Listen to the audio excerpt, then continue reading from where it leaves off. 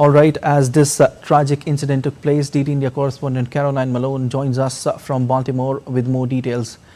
Caroline, I know this is a tragic incident that took place. What is happening right now and where the rescue and search operations stand?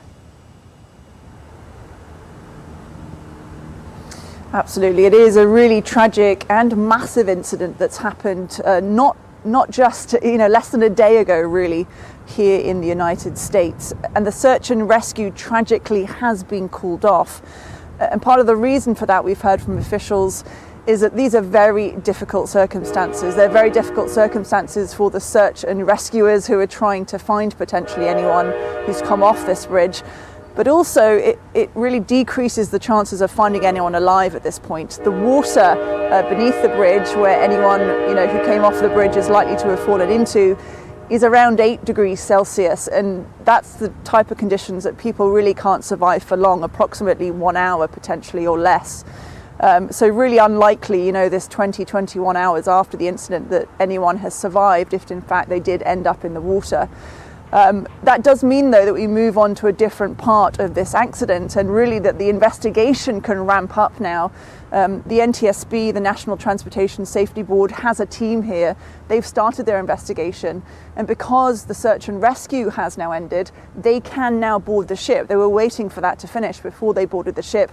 They can now speak to the crew directly, they can speak to the pilots. They can also find the black boxes, which of course would have recorded the incident itself in real time, listen to the audio and get accounts from all those people involved about what exactly happened. There's also been new information coming out about the tugboats that were alongside the ship, the container ship, as it came out of port. They, as they normally do, were helping to lead the ship out of this port. There were also 2 pilots on board who are from the Baltimore port. They are specialists in helping to lead container ships out of massive harbors. They know this area back to front, and they would have had at least 10 years experience, so 20 with both of them, 10 years experience each. So highly experienced pilots, and despite all that, this incident happened. And it does appear, looking at the videos of the incident itself, that it's something to do with the electrics, but certainly that's what the investigators will be looking into now. Caroline, what information do we know about the collapse, and let's talk about the atmosphere there after this tragic bridge collapse? Considering the area it is in, it would certainly require huge shift in people's everyday commute.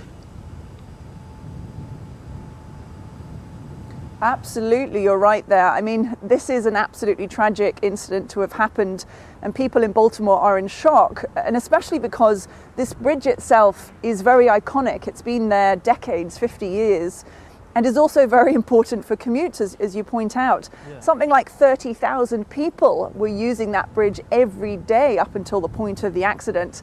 And it's one of 3 main ways in which people can transfer back and forward to southern parts and northern parts of Baltimore. So really an important traffic thoroughfare that's been lost now. So it really is going to impact people on a daily basis, as well as the port itself. I mean, this is a huge container port where there's a big sort of source of different international trade from the east coast of the United States.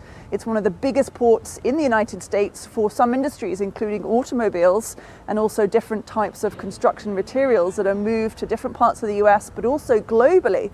So there is really concern, from the highest levels all the way up to the United States President Biden, that this incident really can impact people's daily lives, not just here in Baltimore, but in the wider United States and even the world.